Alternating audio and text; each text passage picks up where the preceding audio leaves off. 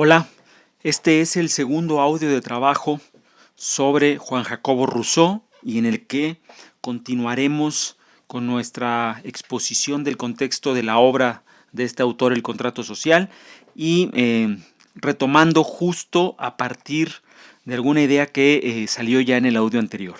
La idea a la que me refiero era situar el contexto de Rousseau en medio de los grandes cambios que significa la modernidad. En el audio anterior hablamos en concreto de dos grandes cambios. Uno, la aparición de las primeras olas del capitalismo, de las primeras olas de un nuevo modo de producción muy diferente al modo de producción de autoconsumo agrario o feudal, y la repercusión que este modo de producción económica va a tener en la conformación de las ciudades, del Estado-nación, de la vida. Y número dos, hablamos también de la repercusión de este cambio en una transformación del régimen político hacia un régimen político moderno, donde un siglo después, a lo que Rousseau está viendo, empezarán los grandes cambios a favor de la idea de una democracia amplia, una democracia popular. Eso no le toca a Rousseau, pero sí le toca el inicio, el preámbulo de lo que empezará a ser la búsqueda de un régimen más incluyente. Por eso vamos a encontrar en su texto, El contrato social, algunas ideas en referencia a esa categoría que lo usa el pueblo, la soberanía popular, ideas que están claramente menos limitadas que en el caso de Hobbes o en el caso de Locke, que las acotaban a una porción mucho más delimitada de la población. Lo que quiero discutir ahora como contexto, para hacernos una idea del panorama en el cual la obra de Rousseau tiene sentido, es el significado de este trance moderno. ¿Qué implicaciones tiene estas transformaciones, estas nuevas rupturas modernas hacia un modelo económico capitalista y hacia un modelo político conformado a partir del Estado-nación, y que empieza a abrir un poco la idea de la política más allá de las viejas aristocracias? Pues significa, entre otras muchas cosas, yo lo quiero ver como, o plantearlo como un momento de tensión. Tensión por lo siguiente. Por una parte tenemos el avance del liberalismo. Hemos visto con Locke cómo la idea del liberalismo basada en la libertad del individuo frente al poder político, que para la tradición liberal era pensado como un poder coactivo, como un poder invasor, como un tirano latente. Hemos visto ya con Locke qué quiere decir liberalismo. Vimos un texto en el bloque anterior del autor Fernando Escalante titulado Liberalismo, ¿qué es eso?, que también nos dio elementos para tener claro qué significa la libertad individual y por qué en Locke es muy importante, y esto lo subrayó mucho el texto también del doctor Álvaro Aragón, que ya vimos, la explicación del doctor Aragón sobre Locke, concentrada en la importancia de la propiedad, cómo la propiedad aparecía para el liberalismo como un elemento tan trascendente que el propio poder político quedaba limitado a el resguardo, la garantía, la preservación de la propiedad privada. Ese liberalismo, también vimos con Locke, tenía su primera raíz en la religión. Era un liberalismo preocupado por el respeto a la libertad de culto, a la libertad de creencia. John Locke, no en balde, además de ser el padre del liberalismo moderno, es también el padre de la tolerancia. Su famosa Carta a la Tolerancia aboga por el respeto hacia las diferencias religiosas.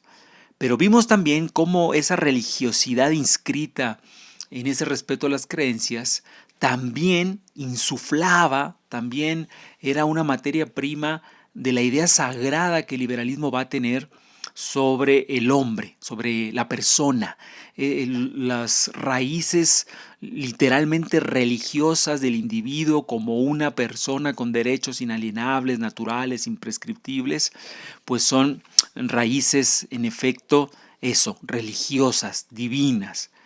Para pensar a la persona, John Locke ubicaba que pensar a una persona, la dignidad de una persona implicaba también el respeto a su trabajo y que ese trabajo depositado en los bienes significaba una propiedad privada también sagrada, porque había que tener propiedad privada para ser individuo, para ser libre. Las personas con propiedad propiamente son más libres que las personas que no tienen propiedad.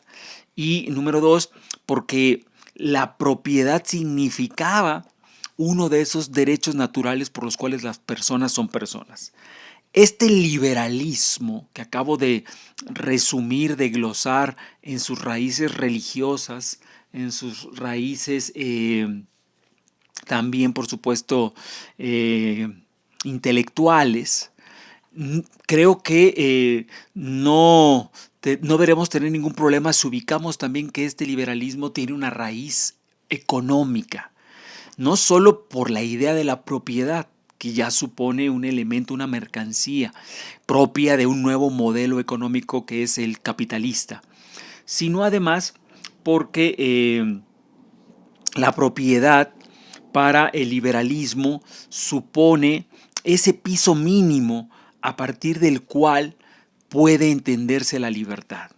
Recordemos, y aquí ya no quiero volver mucho porque ya lo hicimos también en un punto anterior, en un audio anterior, que en la historia de las clases sociales este momento tiene que ver con el impulso de la burguesía, que a diferencia de la vieja aristocracia, es una clase trabajadora, revolucionaria en su momento y que está empujando una nueva manera de entender lo económico, entre lo cual la propiedad privada, la capacidad de vender la mano de obra, la capacidad de mercantilizar muchos bienes que estaban en manos de la iglesia o en manos de la aristocracia, ese impulso también es otra raíz, otra justificación de por qué estamos diciendo acá que el liberalismo tiene estas raigambres religiosas, intelectuales, económicas.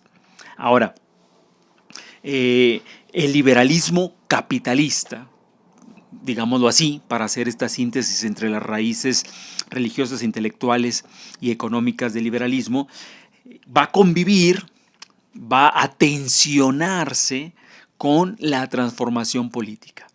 Porque este producto, esta reforma, esta transformación económica, por supuesto que va a impactar los imaginarios políticos, las ideas políticas.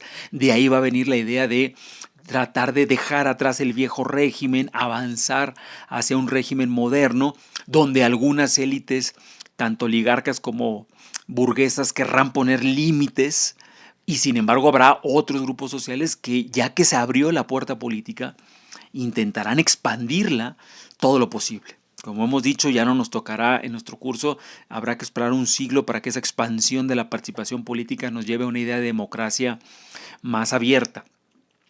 Entre esta transformación política que supondría dejar atrás el viejo régimen aristócrata y la transformación económica, hay una tensión muy moderna. La tensión es la siguiente.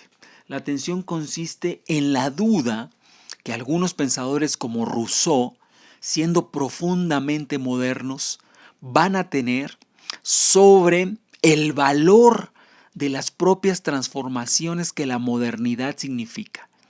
No hay cosa más moderna que la conciencia atormentada de que tal vez algunas transformaciones tengan efectos perjudiciales muy contraproducentes, efectos imprevistos muy dañinos.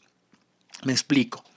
Mientras Locke está teorizando y está celebrando el avance hacia un nuevo estadio de la sociedad, un estadio que recibe el impulso de la Ilustración, del siglo del racionalismo, que entiende que la razón, esto lo vimos justo una clase atrás, debiera ser el principio en el cual se funda el orden social de la modernidad.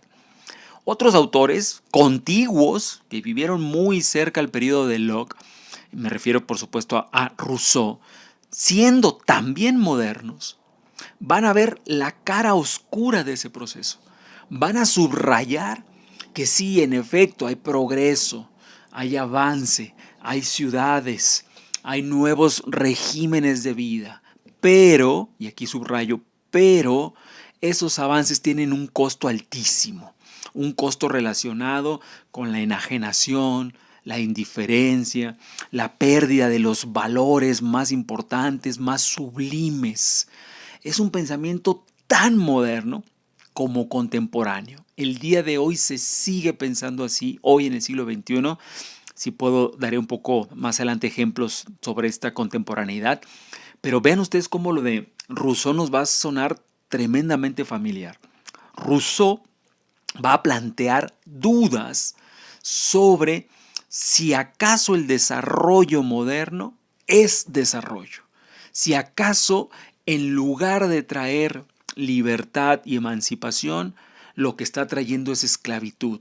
Si acaso no nos estamos equivocando en el proceso de urbanización que a Rousseau le provoca muchas dudas, porque ve en las ciudades, estamos hablando de las ciudades de finales del siglo XVIII, imagínense si hubiera visto las ciudades del siglo XXI, ve en las ciudades de finales del siglo XVIII mucha indiferencia, poco interés colectivo, poca solidaridad, poco comunitarismo, ve la ruptura de los lazos tradicionales, encuentra que la gente está demasiado interesada solo en lo suyo, encuentra que la gente es muy apática en lo político, que cada vez lo privado le va ganando terreno a lo público. Rousseau no conoció ni el internet, ni las computadoras, ni Facebook, ni las actuales redes sociales, pero esta sensación, este espíritu de protesta y de rebeldía hacia la dirección en que nos está llevando el proceso histórico, capitalista, estatal, es una cosa tan contemporánea como encontrar hoy en día, y se puede encontrar muy fácilmente, personas, autores, movimientos que reclaman en el siglo XXI la vuelta a la naturaleza, la vuelta a los principios originarios, la recuperación de lo que hoy se llaman los saberes soterrados, otros tipos de saberes que reclaman la identificación de la civilización occidental con la esclavitud, porque presuntamente la verdadera vida que habríamos perdido está en comunidades originarias. Deberíamos volver ahí. Bueno, eso es tan rusoniano como contemporáneo. Por eso Rousseau, y aquí hay otras razones apasionantes para leerlo, cuando ustedes enfrenten su libro El contrato social, ese desgarramiento que van a percibir, esa sensación de crisis, de apocalipsis, estamos mal, tenemos que volver a hacerlo todo desde el principio, tenemos que volver el mundo al revés. Es una cosa tan fácil de entender. Ahora mismo que estamos en esta pandemia, esas voces, esas grandes alarmas, insisto, tienen cuna rusoniana. Uno los puede reconocer fácilmente en la lectura que van a hacer con Rousseau. ¿Por qué? Porque Rousseau, como también dijimos en el audio anterior, va a poner sobre la mesa el tema de la legitimidad moderna. Ese es un tema que aparece mucho en su texto, que empezó a aparecer en Locke, pero la gran diferencia es que tanto Locke, sobre todo Hobbes, más Hobbes por supuesto, y también el caso de Maquiavelo, esa idea, legitimidad, ¿por qué un gobierno merecería ser atendido? ¿Por qué razones los ciudadanos deberían sentirse obligados a cumplir la ley? ¿Por qué motivos las personas deberían reconocer el derecho de los gobernantes a gobernar y por lo tanto su propia obligación de obedecer? ¿Cuáles son las razones de la obediencia? Eso que llamamos en este curso la pregunta canónica, ¿cuál es el fundamento de la obligación política? ¿Por qué obedecemos?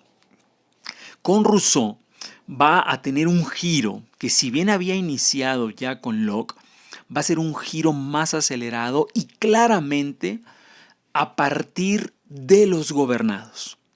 Si con Hobbes está muy, muy claro que esa pregunta se responde desde el punto de vista del gobernante, Hobbes, como vimos en su momento, es un monarcómano, un amante del Estado, de la idea del Estado absoluto. Así que esa pregunta, su respuesta va a venir desde arriba, de arriba abajo. Si Locke implica un movimiento contrario, porque él no quiere terminar donde terminó Hobbes, es decir, teorizando un gobierno absolutista. Al rechazar eso, por lo tanto, va a intentar responder desde el punto de vista de los individuos y concretamente de las necesidades de la sociedad civil que Locke, por la época en la que escribe, porque está escribiendo desde Inglaterra, identifica una sociedad civil todavía delimitada, todavía muy acotada a la sociedad de los propietarios.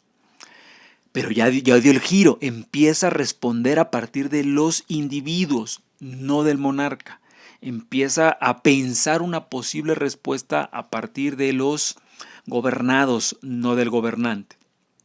En el caso de Rousseau, Rousseau pone de cabeza a Hobbes y básicamente piensa, porque no piensa otra cosa, no le pasa por la cabeza otra cosa, piensa como única respuesta posible que la respuesta la tienen que dar los gobernados. Y la legitimidad en Rousseau empezará a tener esta connotación popular en el sentido de el pueblo, él usa la palabra pueblo, y popular también en el sentido de impresiones, percepciones que tengan los gobernados. Esa importancia no será otra, no pasará con ella otra cosa más que crecer, crecer y crecer después de Rousseau. Esa idea de que la legitimidad depende de las percepciones, las ideas, los cambios, las sensaciones, las opiniones de los gobernantes. Si hay un punto de quiebre, un parteaguas, ese parteaguas es Rousseau. ¿Por qué? Porque Rousseau le toca observar, por su época, está como medio caballo entre lo que está dejando de ser y lo nuevo, lo más moderno, lo recientemente transformado. Y al final moderno, Rousseau va a tener una especie, decía un intérprete de él, el profesor Luis Salazar de la UAM, decía es una suerte como de enfermo de modernidad. Un tipo que va a relacionarse críticamente con la modernidad. Si bien es cierto que va a disfrutar y mucho algunos avances de la vida moderna, algunos avances de la vida citadina, de la vida urbana, también va a dejar muy claro sus dudas, su escepticismo, su desconfianza hacia esos cambios.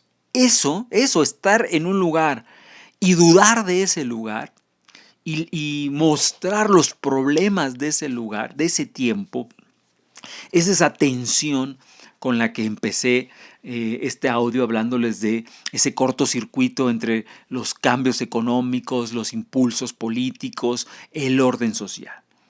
Por lo siguiente, y con esto voy a cerrar este audio hablando de estas tensiones, para en el siguiente audio tratar de explicar un poco la forma en la que Rousseau va a pretender ofrecer una solución a esas tensiones. Bueno, con esto cierro. Tensiones. Repito, el origen de las tensiones es un momento histórico donde las transformaciones son lo suficientemente radicales como para hacernos ver que algo está dejando de ser, algo nuevo empieza a nacer y en ese momento las interpretaciones pueden ser desde muy optimistas, muy absolutamente negativas o en un punto intermedio con esta tensión que estoy marcando.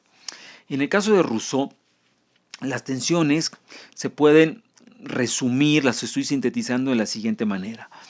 Está claro que el avance de la vida moderna, la idea de que el gobierno ya no puede ser una monarquía absolutista donde todo se resolvía y se concentraba en una sola persona, llevaría entonces a entender la soberanía ya no concentrada en un individuo, sino concentrada en la categoría pueblo, que es la que va a usar Rousseau.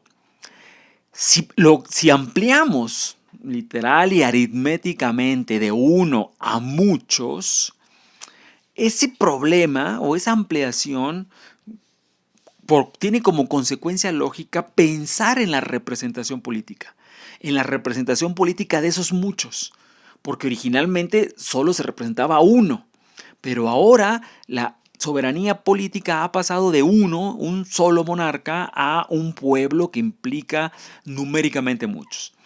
Insisto, consecuencia lógica, hay que pensar entonces en la representación del nuevo cuerpo político, que ya no es un rey, sino es un pueblo.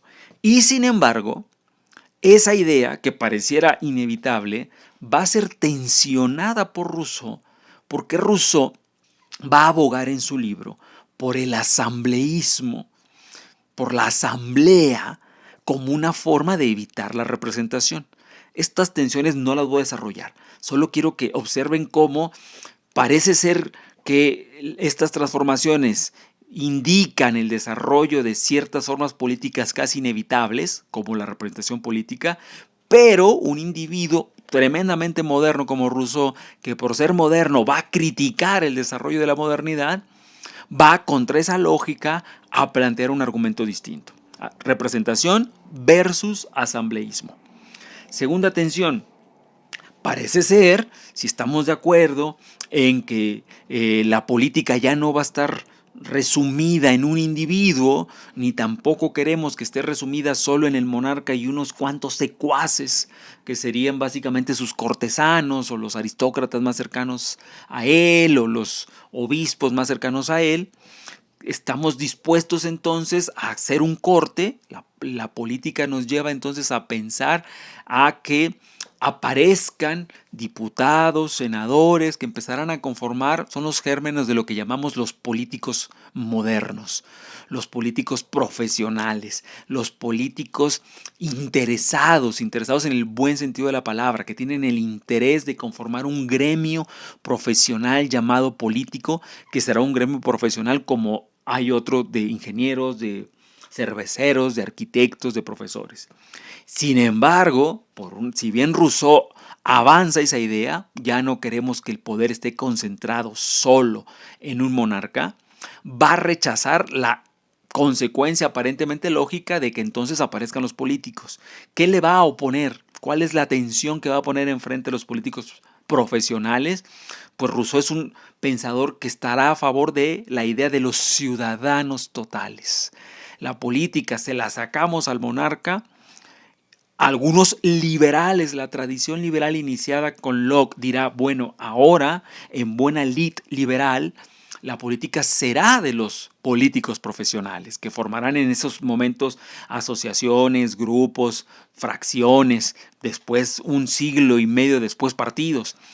Es lo mismo, la idea es políticos profesionales. Sin embargo, Rousseau opondrá a esa consecuencia los ciudadanos totales que reunidos en asamblea pueden prescindir de la representación y pueden prescindir, por lo tanto, los políticos profesionales. Si los políticos profesionales y la representación suponen necesariamente la democracia indirecta, la democracia representativa indirecta, que es una consecuencia forzosa de la amplitud del pueblo, Rousseau se negará a ello y tensionará esta idea con su tesis de la democracia directa. Si la democracia indirecta, representativa, basada en políticos profesionales, en periodos electorales, supone que el centro de ese sistema es el individuo, ¿recuerdan ustedes qué consecuente es con la idea del liberalismo, que define la libertad de los individuos, la libertad como un atributo individual? Eso que sería la consecuencia liberal lógica será tensionada por la oposición de Rousseau, que opondrá a esta consecuencia una suerte de neocomunitarismo, la recuperación de una comunidad que se ha visto diluida por el avance del progreso moderno. Si la consecuencia lógica de la representación, los políticos profesionales, la democracia indirecta y el individualismo es, y aquí vuelvo a un concepto que ya también vimos con Locke. Con Locke hablamos y lo referimos este concepto a Benjamin Constant y lo referimos también a Isaiah Berlin. Me refiero al concepto que ahorita que escuchen dirán, cierto, lo hemos oído ya, libertad negativa. Libertad negativa, de hecho originalmente lo rastreamos en Hobbes, se acordarán. Libertad negativa, básicamente definida como el atributo de las personas de impedir, aislar, evitar impedimentos que le obliguen a hacer lo que una persona no quiera. Libertad negativa entendida como ausencia de constricciones externas que no me dejen hacer lo que yo quiero. Y en el caso de la política sea participar o no participar. Porque la libertad negativa, la libertad de los modernos, así se teoriza, implica el derecho a la apatía política. Implica y favorece y legitima el derecho a la indiferencia hacia lo político.